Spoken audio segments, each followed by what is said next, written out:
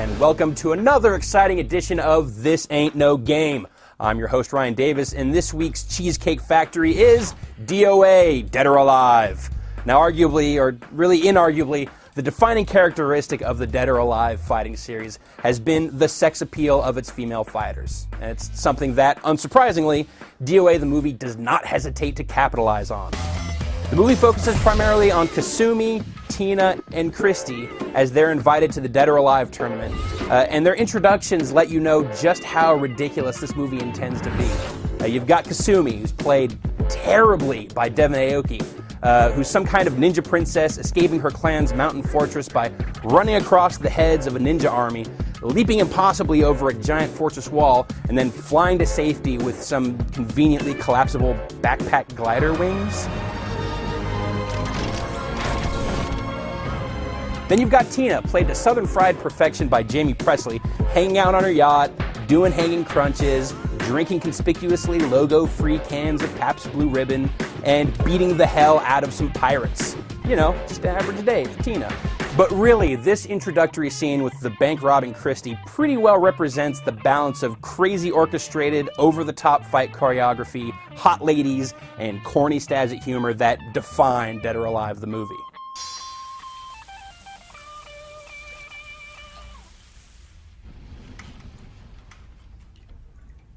May I help you? You're under arrest.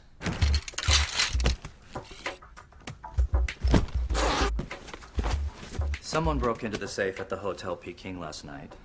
Stole cash and diamonds. We received an anonymous tip it was you. Could I at least get dressed first? Be my guest.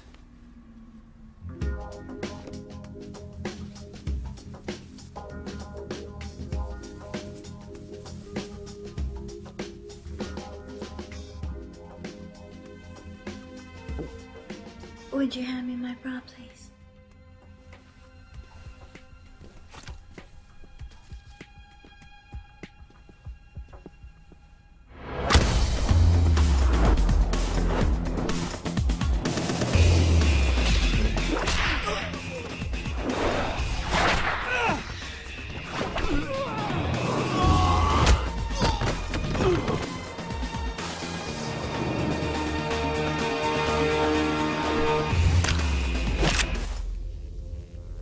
Do me up.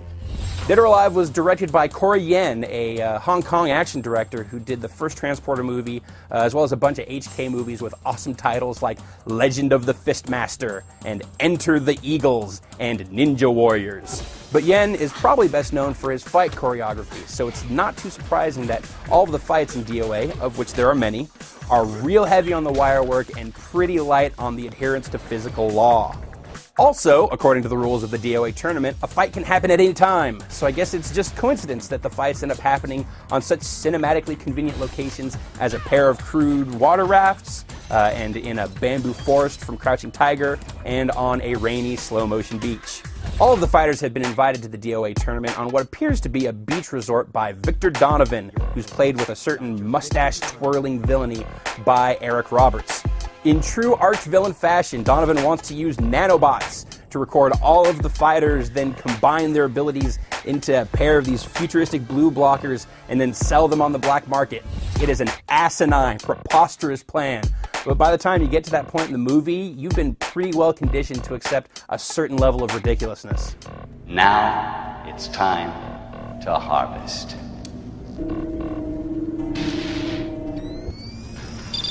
Pretty much everyone else here has some little subplot beyond the tournament for being there, but they're all kind of extracurricular, and it seems like the movie spends more time with slow pans across bikinis, completely unnecessary volleyball sequences, and montage after montage after montage.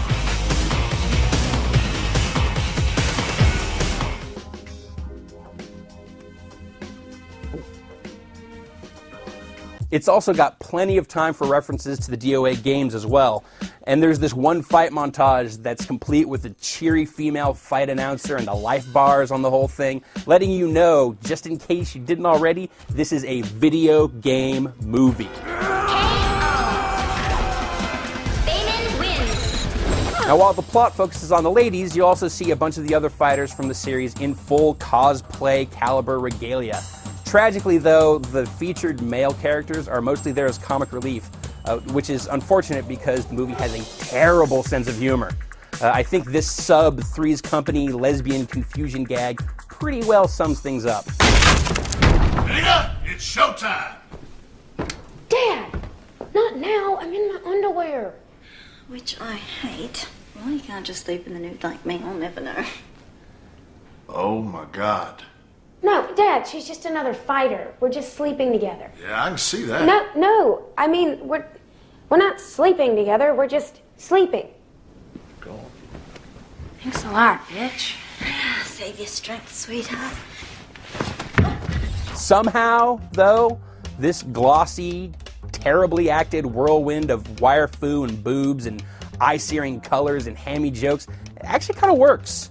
It's not good, but it's enthusiastic about being bad, and it's got some decent momentum. Dead or Alive is a cheesy movie, but the DOA games are pretty cheesy too, and I kind of can't imagine a DOA movie that honors the source material without being at least a little bit dumb. The difference, it seems, is that the movie actually knows that it's dumb and embraces it. I like the crazy eyes.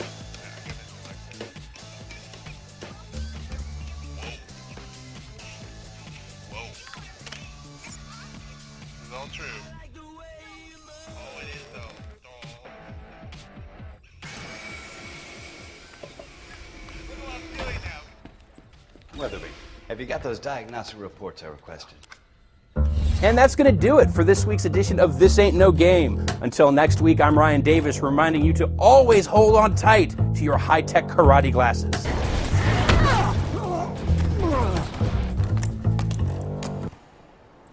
Oh no. Never let Devin Aoki act in your movies. I will not believe he is dead until I see his body.